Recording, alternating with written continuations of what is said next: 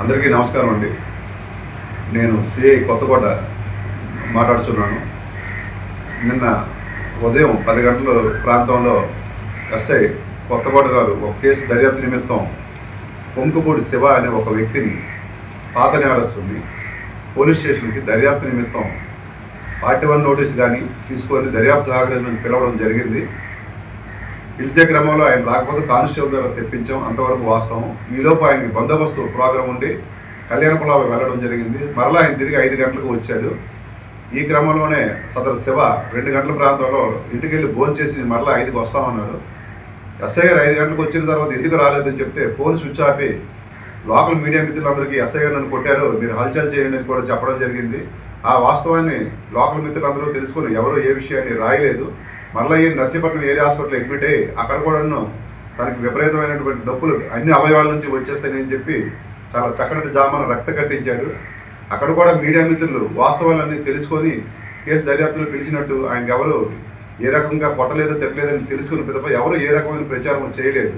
అయినప్పటికీ చిన్న social media channels వాళ్ళ తరకు వ్యూస్ కోసం, రేటింగ్ కోసం అత్యుత్సాహం ప్రదర్శించి అవాస్తవాలను ప్రచారం చేశారు. అవాస్తవాలు ప్రచారం చేసే ముందు ఎవరైనా సరే ఒక వ్యవస్థ మీద లేదా ఒక వ్యక్తి మీద ఆరోపణలు వచ్చేటప్పుడు ఖచ్చితంగా దానికున్న కింద అధికారి లేదా పై అధికారిని అడిగితే దానికి సంబంధించిన సమాచారం ఇస్తాం మేము. ఆయన మీద జనవరి 16వ తేదీన ఒక కంప్లైంట్ పాన్ షాప్ రాత్రి 1 గంట ప్రాంతంలో వెళ్ళి పాన్ షాప్ వాళ్ళ ఇంటి తలుపులు విరగొట్టి cool drink bottle, water bottle ఇమ్మని పొంకుపూడి శివ అనే ఒక పాత నేరస్తుడు అతనితో పాటు కొంతమంది వ్యక్తులు వెళ్ళి హల్చల్ చేశారు. ఆ విషయం మీద పంచాయతీలో కూడా పెద్దల ముందు పెట్టి వాళ్ళకు క్షమాపణ చెప్తే అడిగితే ఆయన కూడా చేయకపోతే ఆ రిపోర్ట్ మా దగ్గరకు వచ్చినప్పుడు అక్రమంగా ప్రవేశించి ఇంట్లో ఉన్న మహిళల మీద దాడి చేసి హంగామా సృష్టించిన వాళ్ళ మీద కేసు నమోదు చేసి దర్యాప్తులు భాగంగా పిలిచేటప్పుడు కొట్టారని చెప్పి దీని మీద అవాస్తవాలు ప్రచారం చేయడం జరిగింది. ఈయన గతంలో కూడా 2019, 23లో కూడా ఈయన మీద చాలా కేసులు ఉన్నాయి. అప్పుడు కూడా దామోదరం ఒక ఎస్ఐ గారు కేసు దర్యాప్తు నిమిత్తం పిలవగా స్టేషన్కి వచ్చి ఎస్ఐ గారు నన్ను కొట్టారు, నేను సూసైడ్ చేసుకుంటానని చెప్పి పోలీస్ స్విచ్ ఆఫీ సోషల్ మీడియా అన్నింటిలో కూడా పెట్టి హల్చల్ చేశాడు. పోలీస్ స్టేషన్ పిలిచిన ప్రతిసారి కూడా ఈ రకమైనటువంటి ప్రవర్తన కలిగి ఉండే తత్వం ఆయనకు ఉన్నది. ఈ కేసులో ఎట్టి పరిస్థితుల్లో ఆయన కొట్టలేదు. ఆయన మీద 2019లో ఒక హత్యాయత్నం కేసు, SC/ST కేసు నమోదయ్యి 2018లో ఒక హత్యాయత్నం కేసు నమోదయ్యి ఉన్నాయి. అదేవిధంగా అక్రమ సావర రవాణా చేసే అలవాటు కూడా ఉంది. దాని మీద కూడా ఈయన మీద కేసులు నమోదయ్యి ఉన్నాయి. అతడు పాత నేరస్తుడు. ఆయన ఏంటంటే ఎక్కడ ఏ ఫెస్టివల్ అయినా ఏ ఇష్యూ వచ్చినా ఆయన మిత్రులను వేసుకొని హల్చల్ చేసి హంగామా చేయడం అనేది అలవాటు. ఆయన ఒక బ్రాండ్ రౌడీ అని చెప్పుకొని ఇక్కడ లోకల్ షాపులలో అందరినీ భయపెట్టడం, వాళ్ళ దగ్గర తీసుకొని డబ్బులు ఇవ్వకుండా వెళ్ళిపోవడం, ఇలాంటి క్యారెక్టర్ అంతా కూడా ఉంది.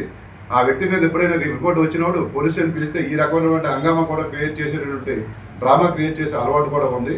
కనుక మీడియా మిత్రులకు ఒకటే నేను కోరుకుంటూ ఉన్నాను, పోలీసు సంబంధించినటువంటి ఒక మంచి విషయం లేదా చెడ్డ విషయం మీకు తెలిసినప్పుడు ఏదో ఇతర వ్యక్తులు మీకు సమాచారం ఇచ్చినప్పుడు సంబంధిత ఆఫీసుల దగ్గర నుంచి మా తాలూకా వెర్షన్ కూడా మీరు తీసుకొని వాస్తవాన్ని ప్రచారం చేయాలని, వ్యూస్ కోసం, రేటింగ్స్ కోసం సోషల్ మీడియా దీంట్లో మీరు హైలైట్ అవ్వడం కోసం అవాస్తవాలను ప్రచారం చేసి ప్రజా వ్యవస్థల మీద చెడు భావం ప్రజల్లో కలిగేటట్టు ఉండరాదని మీడియా మిత్రులు అయినటువంటి అందరికీ కూడా నర్సీపట్నం మరియు చోడవరం మీడియా మిత్రులందరికీ కూడా నేను ఈ వీడియో ద్వారా ప్రచారం తెలియజేస్తున్నాను.